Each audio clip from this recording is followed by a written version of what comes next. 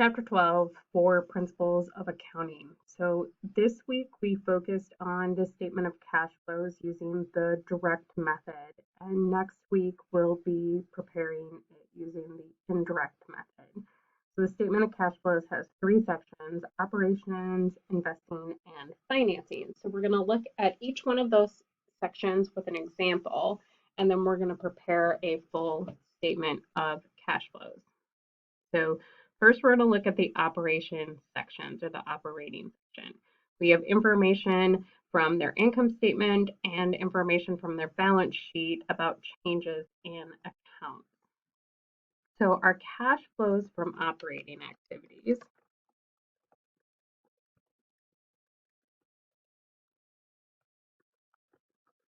This section shows what our cash flows are based on our everyday business activities, also known as operating activities. The first line in the operating activities section, when you're preparing using the indirect method, is net income. So we start with the net income or loss. In the case of this example, we have a loss. We then make adjustments for non-cash items. The non-cash items in the income statement are depreciation expense and gains and losses. So we have no gains or losses in this income statement, but we do have depreciation expense. Depreciation is a non-cash expense, so we add it back to net income.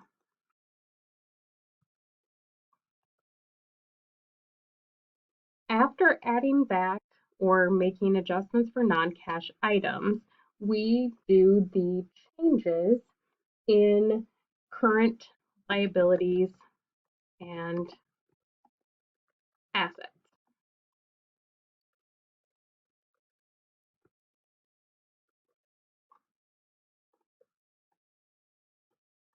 So we have four changes here. We have an accounts receivable decrease. We have that we purchased a machine for cash, salaries payable increase, and an other accrued liabilities decrease. Only three of these are going to end up in the operations section. And the one that isn't going to end up in the operations section is this purchased a machine for cash. Purchases of long-term assets go into the investing section of the statement of cash flows. So we have accounts receivable,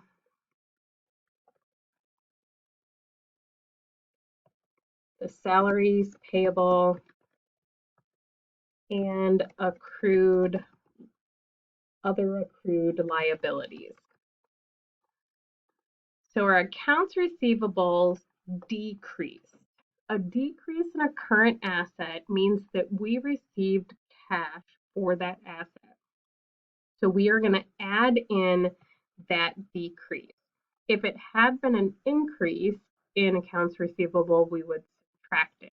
There is a handy chart in your PowerPoint slides that I discussed in the lecture. There are a couple of those PowerPoint slides that'll be really good references to keep for when you're working on your homework. Salaries payable increase.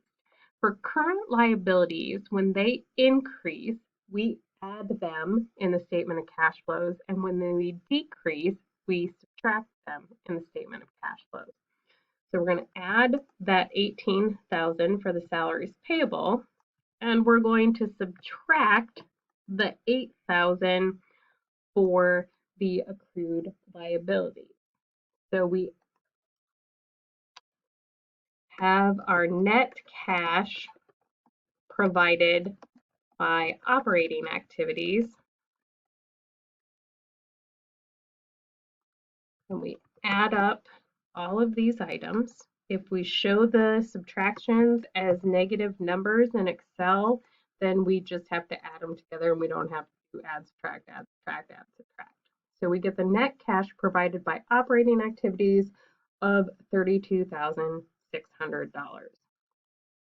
Our next example, we're going to look at the investing section. The investing section is when we make investments in our organization. So our property, plant, equipment, and any other long-term assets. So other long-term assets can include intangible assets and stock investments that we purchase for our own investment purchases. Any of our own stock sales would go into the financing section, but if we purchase stock, then that goes in our investing section. So we would have cash flows from investing activities, and all four of these activities is an investing activity. So we have a property transaction, we have two equipment transactions, and we have a investment transaction. So first, we receive cash from the sale of equipment.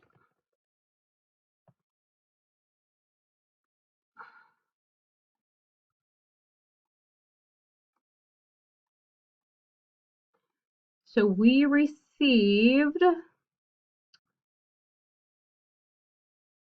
what we know is that it has a book value of $65,300 and we had a loss of $14,000. That means that the cash we received for that equipment was $14,000 less than the book value.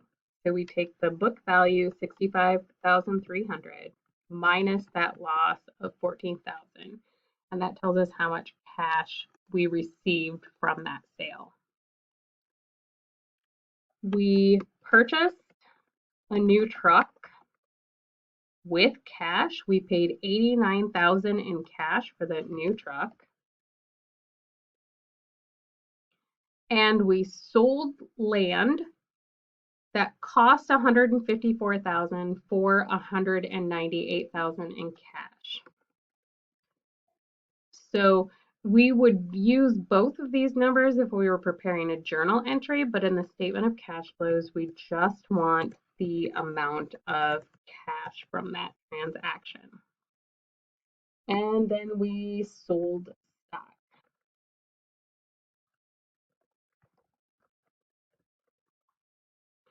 Remember, this isn't stock in our own company. This is stock we had invested in as a company.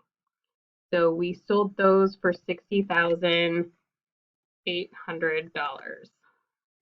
Okay. Now we want to make this 89,000 a negative number because that was cash going out. If we add those all together, this gives us net cash flows from investing activities.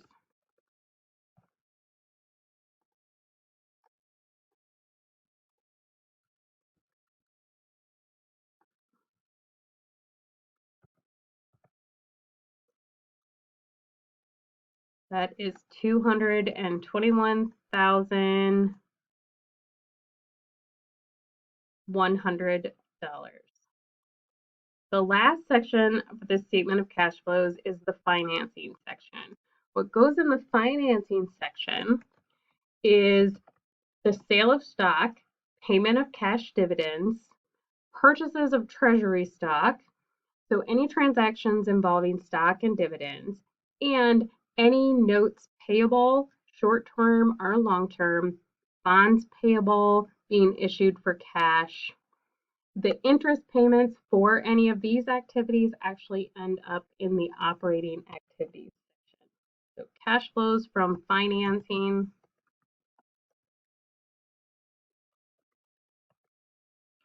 So we're going to look at the various items that we have here. So the first thing we see is net income.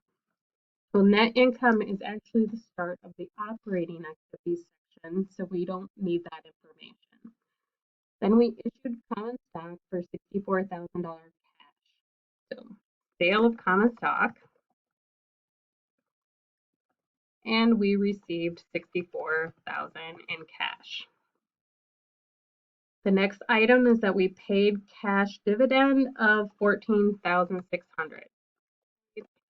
Dividend, that is $14,600 going out. So we put that in as a negative amount.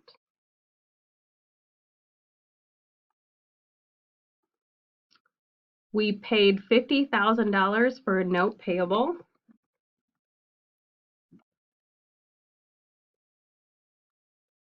That's 50,000 out. And we paid 12,000 in cash to purchase treasury stock.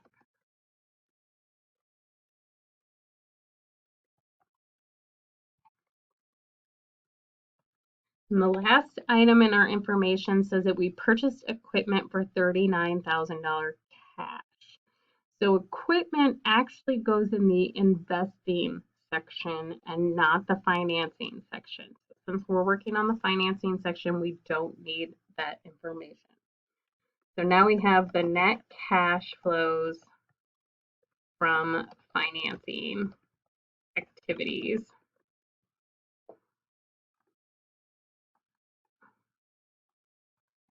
And we add all those up, and we see that our net cash flows from financing is negative $12,600. In the next video, we're going to prepare a full statement of cash flows, and then I'm going to go through a really quick example that's going to help you with homework questions.